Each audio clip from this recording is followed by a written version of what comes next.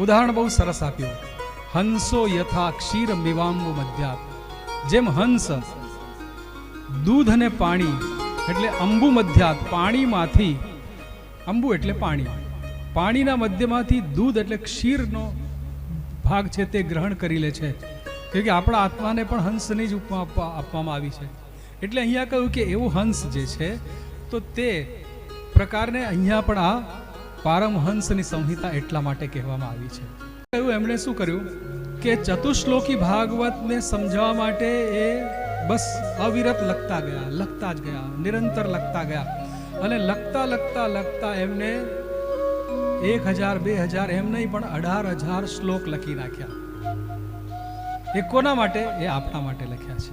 એટલે એવા પ્રકારનું આ ભાગવત જે છે તે એના માટે એમ કહેવાય કે આ આપણે અનંત શાસ્ત્ર છે. હવે એની અંદર ઘણી બધી વાતો આપેલી છે.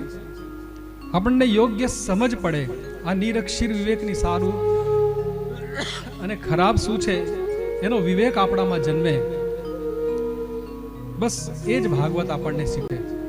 એ વિવેક, એ સમજ આપણામાં આવી જોઈએ કે આ વસ્તુ સારી છે, આ ખરાબ છે, આ ગ્રાહ્ય છે, આ અગ્રાહ્ય છે, આ સ્વીકારવા યોગ્ય છે કે આ છોડી દેવા યોગ્ય છે.